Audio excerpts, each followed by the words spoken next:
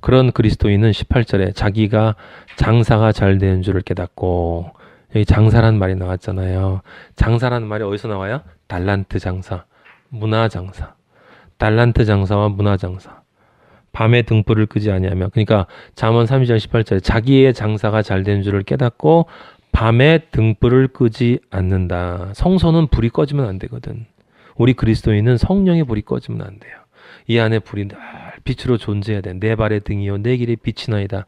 여호와 하나님 아버지, 내 안에 성령님 절대로 꺼지지 마시고, 탄식하지 마시고, 근심하지 마시고, 나를 떠나지 마시고, 나를 항상 인도하여 주시고, 나에게 책망하시고, 나를 말씀으로 깨닫게 하셔서 장사를 잘하게 해주세요. 달란트를 남긴다는 거와 문화를 남긴다는 게 있어요. 여러분, 이게 여러 가지로 해석될 수 있죠. 여러분들 말씀드렸는데 한 가지만 말씀드릴게요. 달란트는 10달란트, 5달란트, 달란트를 준 대로 남기는 것이고, 문화는 하나를 받고 10을 5을 남기는 거예요. 이게 뭘 뜻하는 것이 아십니까? 같은 걸 남기는 건 은혜로부터 나오는 감사야. 그래서 달란트 비유는 로마서에 나오는 처음 나오는 바로 그 믿음이에요. 믿음. 달란트는 믿음을 뜻하는 거야. 하나님 아버지와 나와의 관계에서 나오는 장사예요. 내가 먼저 하나님 아버지와 장사를 해야 돼. 하나님 아버지가 그 은혜를 주셨으면 그 은혜만큼 감사해야 되는 거야. 그만큼 남겨야 되는 거예요. 그래서 그 은혜를 주셨으면 그 내가 받은 은혜만큼 나는 아버지께 감사해야 돼. 그게 수직축이야. 그게 잘 돼야 돼. 그래야 수평축, 아버지가 주신 진리의 말씀 하나 가지고, 한 문화를 가지고 진리가 되어서 사람들에게 전해서 생명을 낳아야 되는 거야. 내가 낳아야 되는 거예요. 그건 수평축. 그래서 달란트 문화와 문화를 합치면 믿음에서 믿음으로, 의인은 오직 믿음으로 말미암아 살리라라는 그 말이 되는 거고, 그게 뭐야? 그게 십자가의 길이잖아. 십자가의 길을 가는 자는 밤에 등불을 끄지 않는다. 장사라는 말은 다 이 달란트 비유와 문화 비유에 다 나와 있어요. 여러분 나중에 다시 한번 읽어보시도록 하고, 여기도 십자가 수평축 계속 십자가 얘기잖아. 19절에 손으로 손뭉치를 들고 손가락으로 가락을 잡으면, 이 말은 한국말이 굉장히 어려워요. 제가 영어 해석을 이렇게 쫙 여러 가지 번역본을 다 봤는데 이 말은 간단해요. 19절에 다른 말이 아니라 제일 번역을 잘 해놓은 데가 그 현대인의 성경인데, 거기 보면 이렇게 번역돼 있어요. 손수 물레질을 하여 실을 뽑고 배를 짠다. 무엇을 하기 위해서? 옷을 만들기 위해서. 스스로 옷을 만들어내는 삶을 산다는 뜻이야. 옷을 만들어낸다는 삶은 뭐겠어요? 의의 옷을 믿음으로 받았잖아요. 나중에 하나님 아버지 앞에 가면 내가 보여야 될 그 세마포 흰 옷, 빛나는 그 세마포 흰 옷을 아버지 앞에 가면 내가 보여야 되는데, 그것은 다른 것이 아니라 믿음으로 이미 그리스도의 보혈로 세마포 흰 옷을 입었어. 내가 다 깨끗해졌기 때문에. 그래서 그럼 이제 내가 뭐 해야 돼? 그 세마포 흰 옷으로 나의 옷을 계속 빨아야 되는 거야. 계속 빨아야 돼요. 그것이 바로 뭐였어? 우리가 그리스도인의 삶을 사는 거잖아. 그리스도인의 삶을 사는 거지. 그렇게 살아나가는 것이 곧 실을 짜서 옷을 만들기 위해서 계속 실을 짜내는 거야. 나 의의 옷을 만들어야 돼. 아버지가 주신 이 선물인데, 이건 내가 성령 아버지가 나를 도와줄 것이기 때문에 내가 스스로 이것은 해야 되는 거야. 내가 결단하고 내 삶을 살아나가야 돼. 아버지가 원하시는 삶을 살아나가야 돼. 아버지가 기뻐하시는 삶을 살아나가야 돼. 아버지가 슬퍼하는 삶을 살면 안 되는 거야. 아버지가 실망하는 삶을 살면 안 되는 거야. 그게 19절의 얘기예요. 그 삶을 사는 자가 당연히 뭐 하겠어요? 20절에 그것이 바로 곤고한 자에게 손을 펴며 궁핍한 자를 위하여 손을 내미는 것이다. 이게 8, 9절의 명령이 다시 한번 나오죠. 그죠? 그래서 19절과 12, 20절도 다시 또 십자가가 되는 거예요. 그 다음에 21절, 자기 집 사람들은 다 홍색 옷을 입었으므로 눈이 와도 그는 자기 집 사람들을 위하여 염려하지 아니하며. 진짜 그리스도인들은 다 예수 그리스도의 보혈의 옷을 입고 있거든. 이미 홍색 옷을, 청색, 자색, 홍색 할 때 그 홍색, 그리스도 보혈의 옷을 입었어요. 그래서 눈이 와도 그는 자기 집 사람을 위하여 염려하지 않아요. 추워도, 그죠? 눈이 와도라는 얘기는 여기서 뭐 낭만적인 것을 뜻하는 게 아니라 날씨가 추워진다는 얘기예요. 날씨가 추워진다는 얘기는 무엇입니까? 따뜻함이 없다는 거야. 보호하심이 없다는 거예요. 그건 뭐야? 환난 날을 뜻하는 거지. 환난 날을 뜻하는 거예요. 예? 그래서 환난 날을 뜻하기 때문에 22절에 그는 자기를 위하여 아름다운 이불을 지으며 세마포와 자색 옷을 입으며 라고 나와요. 여기 재밌는 단어가 바로 이불이에요. 이불. 이불. 이 이불이라는 말은 성경에 거의 안 나와요. 근데 재밌는 곳에 몇 군데 이불이 나옵니다. 열왕기상 1장 1절에 보면 다윗 왕이 나이가 많아 늙으니 이불을 덮어도 따뜻하지 아니한지라. 이불이 뭐예요? 세상에 좋은 거. 나를 이렇게 덮어서 나를 포근하게, 나를 편안하게, 나를 안전하게 만들어줄, 따뜻하게 해줄 그런 세상적인 것. 그 딱 덮고 있으면 너무 좋다. 내가 의지하는 거지. 그게 이불이에요. 그래서 그 뒤에 이불을 덮어도 따뜻하지 않아서 누굴 갖다 줬어요? 아비삭이라는 그 절세 미녀를 갖다 드렸는데 같이 앉았어. 이제 세상으로부터 분리되어진 거룩한 존재가 된 거라고 제가 옛날에 설명을 드렸죠. 그러니까 아비삭도 이불이야. 이불은 곧 세상에 내가 나를 편안하게 해주는 것인데 당연히 그것이 결국 뭐로 연결되냐면 선악과 중에 내가 의지하는 그것이 되는 거야. 근데 그 이불을 덮잖아요. 그럼 죽음이에요. 열왕기하 8장 15절에 그 이튿날에 하사엘이 이불을 물에 적시어 왕의 얼굴에 덮음에 왕이 죽은지라. 그가 대신하여 왕, 이 요람왕인가? 거기 왕 얘긴데 그 하사엘이 나중에 이스라엘 엄청 우리 이거 했어요. 이미. 이스라엘 공개에서 엄청나게 많이 죽이는데 그 엘리사가 하사엘을 보고 막 눈물을 흘려요. 왜 그러냐? 네가 우리 이스라엘 사람들에게 나쁜 짓 할 게 다 보여서 그래 임마. 그랬더니 이 개만도 못한 종이 어떻게 하겠습니까? 해놓고 그거 딱 기억하고 집에 가서 왕을 이불에다가 물을 적셔가지고 얼굴에 덮어 죽였단 말이죠. 이불을 덮었는데 물에 적셨어요. 물은 뭐겠어요? 이건 말씀을 뜻하는 거거든. 그러니까 세상 것을 이불에다가 탁 적셔서 덮으면 왕은 죽는 거야. 그렇게 덮으면 안 돼. 예. 그리고 우리가 읽었던 잠언에도 이불이 나와. 7장 16절에 보면 음녀가 꼬실 때 내 침상에는 요와 애굽에 문이 있는 이불을 폈고 있잖아요. 이불인데 무슨 이불이냐면 애굽에 무늬가 있는 이불이에요. 하나님 나라에 무늬가 있는 이불이 아니라 애굽에 무늬가 있는 이불. 이 세상적인 것들 중에서 당신을 아주 포근하게 감싸줄 그 이불이 있습니다. 그 이불이 바로 죽음의 이불이에요. 근데 여기 잠언에는 그리스도인은 그 이불을 덮는다고 하지 않았고 아름다운 이불을 짓는다 그랬어요. 자기를 위하여 아름다운 이불을 짓는다 그랬습니다. 그럼 뭘 뜻하냐? 그 이불을 짓는 것을 표현해 주는 게 룻기에 나와 있는데 우리 룻기 3장 7절에 보면 보아스가 먹고 마시고 마음이 즐거워 가서 곡식단 더미의 끝에 눕는지라. 보아스가 누웠어요. 먹고 마시고 즐거워서. 룻이 가만히 가서 그의 발치 이불을 들었어요. 이불을 들고 그 속에 싹 들어가 누운 거야. 보아스의 이불 밑으로 들어갔어요. 보아스는 예수 그리스도를 예표하는 존재예요. 예수 그리스도의 이불 안으로 들어갔다. 그럼 이 이불이 뭐겠습니까? 바로 십자가의 그늘을 뜻하는 거예요. 그래서 지성소의 법궤, 우리를 상징하는 법궤가 그리스도인을 상징하고 그 그리스도인 위에 예수 그리스도의 보혈이 뿌려진단 말이에요. 양의 피를 뿌리잖아. 근데 그 피를 뿌린 것 위에 보면 그룹, 천사가 둘이서 날개를 쫙 피고 있어요. 그래서 그 법궤를 덮고 있어. 그 무엇을 뜻하냐면 예수 그리스도의 피를 뿌릴 그 우리 그리스도인은 하나님이 자신의 날개로 보호하신다는 뜻이야. 그래서 신명기 32장 9절에 보면 여호와의 분깃은 자기 백성이라 야곱은 그가 택하신 기업이로다. 야곱이 바로 우리를 뜻하는 거예요. 10절 여호와께서 그를 황무지에서 짐승이 부르짖는 광야에서 만나시고, 우리를 그 광야에서 만났잖아. 황무지에서 짐승들 부르짖는 곳에서 서로 잘났다고, 서로 성공하겠다고, 그거 만나시고 호위하시며 보호하시며 자기의 눈동자같이 지키셨도다. 신명기 32장 10절 눈동자같이 지키신다.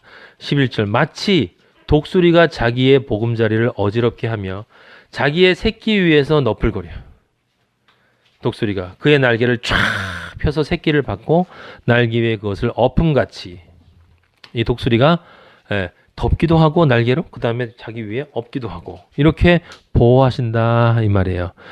독수리의 날개를 뜻하는 거예요. 그러니까 이불은 독수리의 날개, 우리 하나님 아버지의 보호하심의 독수리의 날개를 뜻하는 거예요, 여러분. 신명기 32장 12절 여호와께서 홀로 그를 인도하셨고 그와 함께한 다른 신이 없었도다. 그래서 룻기에 보면 보아스가 그렇게 얘기를 해요. 실제 룻한테 2장 12절에 보면 정확하게 그 말을 해주는데 여호와께서 네가 행한 일, 룻 그리스도인 신부야, 너가 행한 일을 보답하기를 원하며 그건 무슨 뜻이냐면 믿음이 있었다는 거예요. 내가 십자가 그늘 밑으로 들어가면 예수 그리스도가 나를 품으셔서 나를 자신의 신부로 받아주실 것이다 라는 그 믿음으로 그리스도가 잠시 주무실 때 그 이불을 살짝 들고 그 안으로 들어가서 룻이 누웠을 때 보아스가 너의 그 믿음을 하나님이 보답해 주실 것이다. 이스라엘의 하나님 여호와께서 그의 날개 아래에 보호를 받으러 온 너에게 온전한 상 주시기를 원하노라. 하나님의 아들로 너를 만들어 줄 거다. 네가 믿음으로 하나님의 날개 안으로 들어왔기 때문에 시편 17장 8절에도 그런 말이 있어요. 나를 눈동자같이 시키시고 주의 날개 그늘 아래에 감추신 하나님. 멋있어요. 36전 7절에도 하나님이여 주의 인자하심이 어찌 그리 보배로운지요 사람들이 주의 날개 그늘 아래에 피하나이다. 시편 91편 4절에도 그가 너를 그의 깃으로 덮으시리니 네가 그의 날개 아래 피하리로다. 그의 진실함이심은 방패와 손방패가 되시나니 너는 밤에 찾아오는 공포와 낮에 날아드는 화살과 어두울 때 퍼지는 전염병과 밝을 때 닥쳐오는 재앙을 두려워하지 아니하리로다. 이거 다 영적인 의미로 봐야 된다고 제가 말씀드렸어요. 1000명이 네 왼쪽에서 10,000명이 네 오른쪽에서 엎드러지나 이 재앙이 너에게는 가까이 하지 못하리라. 왜? 너는 그리스도인이기 때문에. 왜? 너는 오직 나만 의지하였기 때문에. 나의 신부이기 때문에. 이불은 아름다운 이불. 그냥 이불이 아니라 아름다운 이불은 하나님의 날개 그늘이고 날개 아래이고 그것은 곧 십자가 그늘 아래를 뜻하는 거예요. 십자가 그늘 아래. 예수 그리스도 보혈에 대한 믿음 바로 그것이에요. 네. 그래서 그 세마포 아름다운 이불이고 그 다음에 세마포와 자색 옷 있잖아요. 세마포는 여러분 계시록에 여러 번 반복되는데 확인을 하세요. 7장 9절에 계시록 7장 9절에 2일 후에 내가 보니 각 나라와 족속과 백성과 방언에서 아무도 능히 쓸 수 없는 큰 무리가 나와 흰 옷, 이게 흰 세마포 옷이에요. 흰 세마포 옷이라는 게 어디에 정확하게 나와 있냐면 19장 8절 계시록 19장 8절에 보면 7절부터 봐요. 우리가 즐거워하고 크게 기뻐하며 그에게 영광을 돌리세 어린 양의 혼인 기약이 이르러 드디어 우리가 여러분 정말 이때가 되면 얼마나 좋겠어요. 아버지가 이제 진짜야. 이제 진짜 너는 그리스도와 혼인하는 거야. 이제 때가 됐다. 그래서 그 아내가 우리가 준비했대요. 그에게 빛나고 깨끗한 세마포 옷 여기 나왔잖아요. 빛나고 깨끗한 세마포 옷. 근데 빛나고 깨끗한 세마포 옷이 무슨 색깔이냐? 19장 14절에 보면 하늘에 있는 군대들이 뭐라고 써 있어요? 희고 깨끗한 세마포 옷. 우리들 여러분 희고 깨끗한 세마포 옷을 입고 백마를 타고 그를 따르더라. 이게 바로 제사장의 옷이거든요. 네, 제사장의 옷이에요. 근데 제사장의 옷이 아니라 단순히 제사장의 속옷이에요.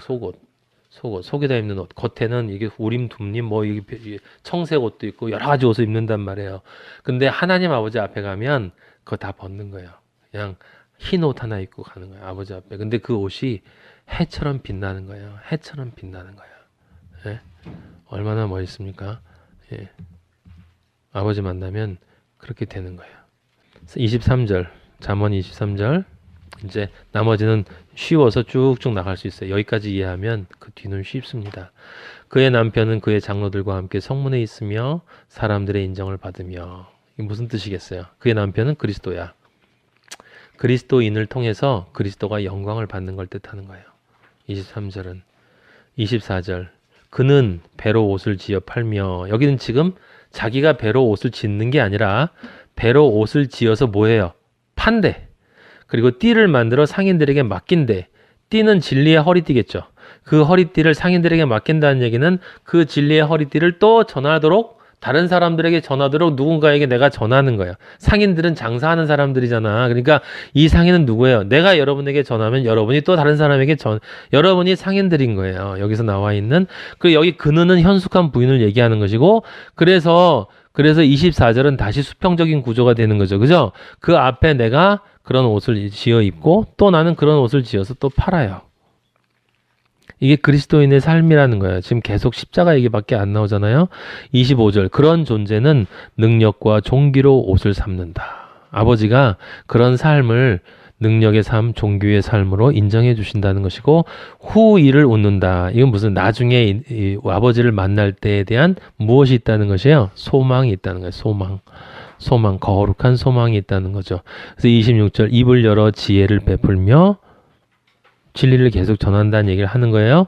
그의 혀로 인애의 법을 바라며, 인애의 법은 이 어질 인자의 사랑의 자죠. 사랑의 자는 하나님의 사랑이고, 인자는 사람 인자의 둘둘자니까 인간은 예수 그리스도와 함께 해야 한다. 그래야 진정 어질미다 라고 하는 그것을 사랑으로 전하는 것을 인애라고 하는 거예요. 인애, 진리를 전한다. 사랑의 진리를. 그래서 27절에 그렇게 하게 되면 자기의 집안일을 보살피는 거예요. 집안일이 뭡니까? 집이 뭐예요? 바로 자기 자신을 얘기하는 거야. 그리고 동시에 우리 그리스도인의 공동체를 보살핀다는 거야. 교회를 보살피는 게 아니라, 건물동 교회를 보살피는 게 아니라, 게을리 얻은 양식을 먹지 아니한다. 게으르다는 얘기 아까 제가 말씀드렸죠. 게으름은 하나님의 일이 아닌 모든 세상 일을 하는 것이 게으른 것이라고 그랬어. 그러니까 게을리 얻은 양식은 하나님의 것이 아닌 것은 안 먹는다는 거야. 누가 준 건 하나님이 게으른 건데? 그럼 거짓 선지자가 준 건 게으른 거지. 거짓 선지자가 준 게 게으른 거지. 28절. 그의 자식들이 누구예요? 내가 영으로 낳은, 진리로 낳은 나의 자식들.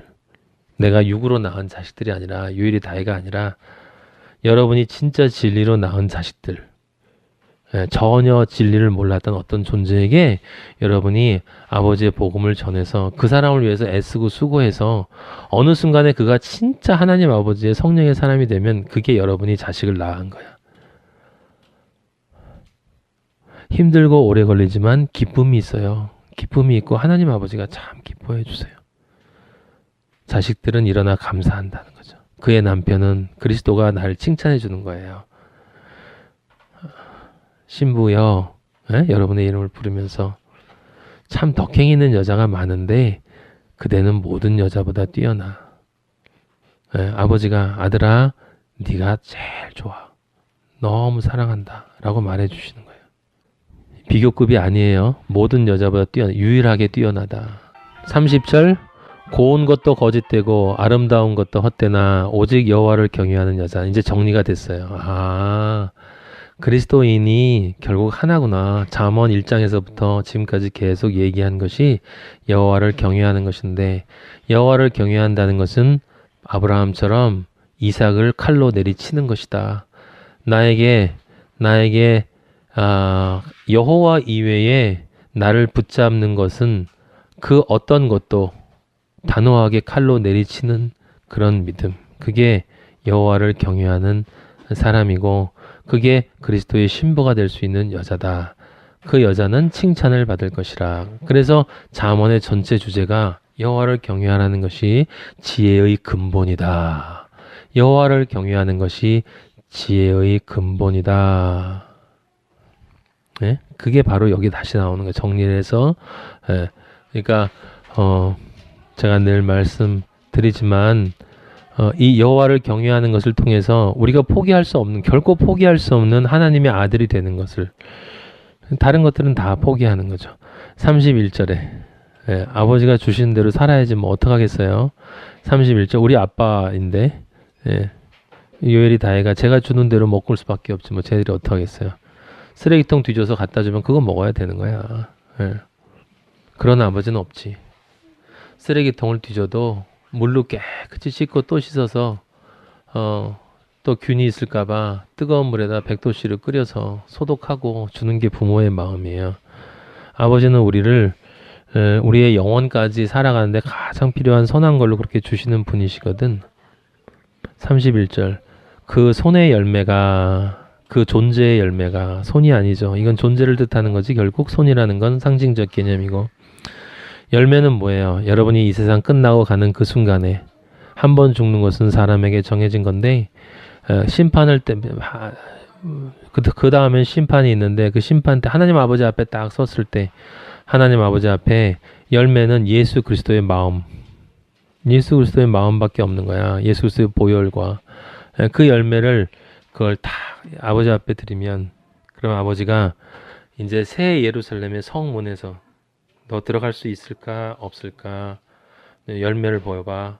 딱 보였는데 그리스도의 보혈이 정말 나에서 드러나고 그다음에 내 삶이 아버지의 진실된 삶을 살기 위해서 살아왔던 성령에 따라 살아왔던 그걸 성령님이 나타나서 얘 나랑 같이 왔어요. 아버지가 그래? 그럼 이제 참 훌륭한 애구나. 같이 들어가자 라고 우리를 칭찬해 주실 것이다 라고 하는 거예요. 그래서 그 열매를 행하는 그 사람들이 이 세상에서 하는 모든 일들 십자가의 길을 딱 한마디로 요약하면 예수 그리스도가 그걸 뭐라고 요약했냐면 그걸 마태복음 9장 15절에서 금식이라고 요약한 거예요. 금식. 신랑을 빼앗길 날이 오면 예수 그리스도가 이 세상에서 떠나서 재림 때까지 이 세상에 존재하지 않을 때가 되면 신부는 신랑을 다시 만날 것을 기다리며 저는 예수 그리스도를 직접 만나본 적도 없는데 왜 제가 예수 그리스도를 기다립니까? 단장을 하고 여성이 신랑을 기다리듯 화장을 하고 단장을 하고 이쁜 옷을 입고 예수님이 날 찾아오셨을 때 날 이쁘다 얘기해 줄 수 있는 그런 존재로 내가 있어야 될 텐데 라고 생각하면서 조심조심 하는 거죠. 언제 올지 모르니까 결혼식을 해야 되기 때문에 신부복에 진흙이 묻으면 안 되잖아. 뭐가 튀면 안 되잖아. 내 존재가 아버지가 보시는 거룩한 존재로 있어야 되니까 잠시 뭐가 묻으면 그 빨리 지워야 되는 거고 뭐 잘못 먹고 결혼식 해야 되는데 배탈 나면 안 되잖아요. 조심해서 먹어야 되는 거고 우리의 삶 하나하나를 금식한다라고 하는 것인데 여기서 금식이라는 말은 아버지가 의미를 정확하게 알려주셨죠. 지금 우리가 이야기했던 시편 우리 잠언 8절 9절에 나와 있는 것을 아버지가 반복해서 해준 말이 어디냐면 이사야 58장 6절에 있어요. 이제 거의 다 왔습니다. 내가 기뻐하는 금식은 흉악의 결박을 풀어주며 죄에서 풀어주는 거예요. 멍에의 줄을 끌어주며 사탄에게 압제당하는 자를 자유하게 하며 모든 멍에 꺾는 것이 아니라 진정한 자유를 주는 게 아니라 진리의 말씀을 전해야만 되는 것이죠. 그렇게 될 때 우리가 나중에 열매를 가지고 하나님 아버지 앞에 갔을 때 하나님 아버지가 이렇게 8절에 보면 아들아 왔구나. 너의 빛이 새벽같이 비치는구나. 너는 혹시 무엇이 잘못돼도 너는 바로 치유가 될 것이다. 왜? 보혈이 있으니까. 회개하고 바로 치유가 된다. 나의 공의가 너의 앞에서 행하고 나의 영광이 너의 뒤에서 너를 호위한다. 네가 나를 부르면 언제든지 나는 너에게 응답할 것이고 네가 나에게 부르짖으면 나는 여기 있다 할 거야. 네가 안 들리지? 걱정하지 마. 나는 대답한 거다. 나를 믿어라. 여호와가 11절에 여호와가 너를 항상 인도하여 메마른 곳에서도 네 영혼을 만족하게 하며 네 뼈를 견고하게 하리니 너는 물된 동상 같겠고 물이 끊어지지 않는 샘 같을 것이라. 12절이 너무 좋아요.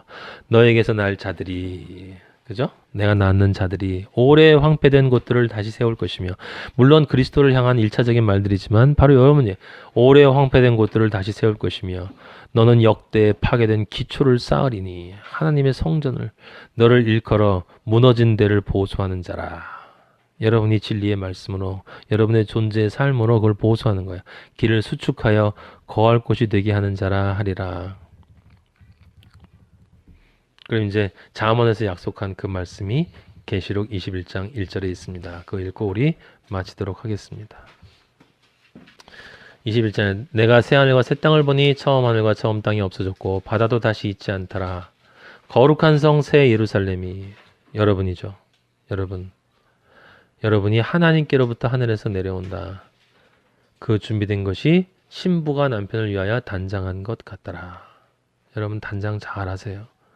내가 들으니 보좌에서 큰 음성이 나서 이르되 보라 하나님의 장막이 사람들과 함께 있음에 하나님이 우리들과 함께 계시리니 우리는 하나님의 백성이 되고 하나님은 친히 우리와 함께 계셔서 모든 눈물을 여러분의 눈에서 닦아주실 거예요. 다시는 사망이 없고 애통하는 것이나 곡하는 것이나 아픈 것이 다시 있지 아니하리니 처음 것들이 다 지나갈 거예요. 7절에 이기는 자는 이것들을 상속으로 받으리라. 나는 그의 하나님이 되고 그는 내 아들이 되리라. 할렐루야. 여러분, 이 길을 가라고 잠언이 있는 거예요. 다른 것을 위해 존재하는 게 아니에요. 너무 멋진 말씀을 아버지가 주신 것을 감사하고 그 말씀을 잠언 전체를 우리에게 주신 하나님 아버지께 감사드리며 아버지께 영광을 돌리고 여러분들이 그 길을 실제 완성하셔서 계시록 21장의 축복을 진짜 축복을 온전히 이루시기를 간절히 축복하며 기도합니다. 아버지 감사합니다. 감사드리고 감사하며 감사할 것밖에 없습니다. 아버지 은혜에 감사합니다. 아버지를 믿고 아버지를 위해서 아니 사실은 저를 위해서 아버지 모든 것이 은혜이오니 저를 위해서 살아나가는 것이 참 쉽습니다. 대충 믿고 살면 참 편한데 아버지 온전하게 내 자신 모든 교만 모든 육체의 정욕 모든 인간적인 이기심 질투 염려 걱정 분노 화 아버지 세상적인 모든 것들 그러한 것들을 진짜 내가 없애려고 아버지 성령을 통해서 내가 할 수 없으니 오직 성령을 통해 말씀으로 그것 하나하나 지어나가며 아버지가 원하시는 그 하나님의 길을 가는 것이 아버지 참 어렵습니다.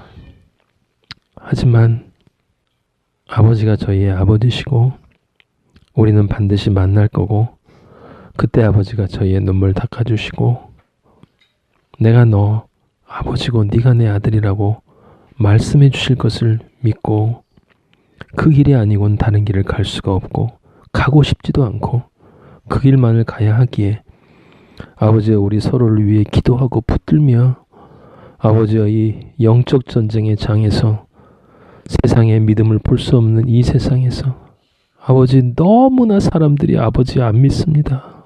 어떻게 하면 좋겠습니까? 하지만 모든 사람이 그렇다 해도 아닌 것은 아닌 것이고 아니라 해도 그런 것은 그런 것이니 아버지 저희는 아버지만을 따라갈 수밖에 없습니다.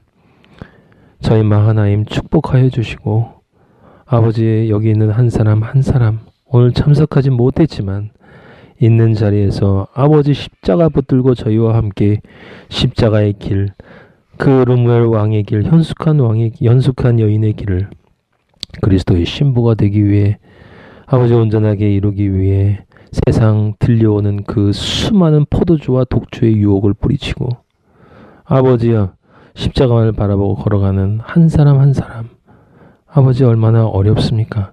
하지만 말씀으로 위로해 주시고 아버지 함께 해 주시고 힘들 때마다 찾아가 주셔서 내가 널 사랑한다. 내가 너와 함께 있다. 외로워하지 말고 힘내라고 말씀해 주셔서 정말 아버지 이 길을 승리로 마칠 수 있도록 인도하여 주시옵소서. 영광의 길, 존귀의 길, 영화로움의 길이오니 아버지여 승리할 수 있도록 성령 아버지 인도하여 주시옵소서. 이미 시작하였사오니 아버지 시작하였사오니 아버지 반드시 이루실 것을 믿습니다.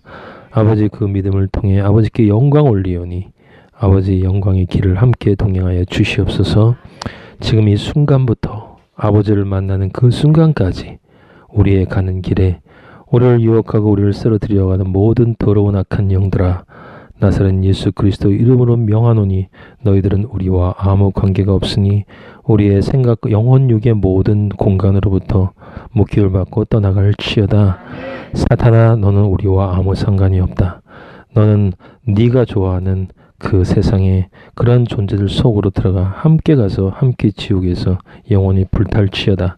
우리는 여호와 하나님과 성령 아버지와 예수 그리스도 우리의 말씀의 아버지와 함께 영원히 영생할 것을 나사렛 예수 그리스도 보혈의 이름으로 선포하노라. 할렐루야. 여호와 아버지 감사합니다. 이제 잠언을 마쳤습니다. 아버지 이대로 살아가게 하여 주시옵소서. 이대로 존재가 되게 하여 주시옵소서. 그리스도인이 되게 하여 주시옵소서. 하나님의 아들로 완성되게 하여 주시옵소서. 승리하게 하여 주시옵소서. 영광의 길로 나아갈 치여다. 승리할 치여다. 보혈을 받을 치여다. 하나님의 아들이 될 치여다. 아버지의 영광이 될 치여다. 아버지의 기쁨이 될 치여다. 할렐루야. 감사합니다. 아버지께 홀로 영광을 올려드립니다. 예수 그리스도 이름으로 기도하였습니다. 아멘. 하늘에 계신 우리 아버지, 이름이 거룩히 여김을 받으시오며 나라의 마옵시며 뜻이 하늘에서 이루어진 것 같이 땅에서도 이루어지이다. 주옵시고 우리가 우리에게 죄 지은 자를 사하여 준 것 같이 우리 죄를 사하여 주옵시고 우리를 시험하지 말게 하시며 다만 악에서 구하옵소서. 나라와 권세와 영광이 아버지께 영원히 있사옵나이다. 아멘.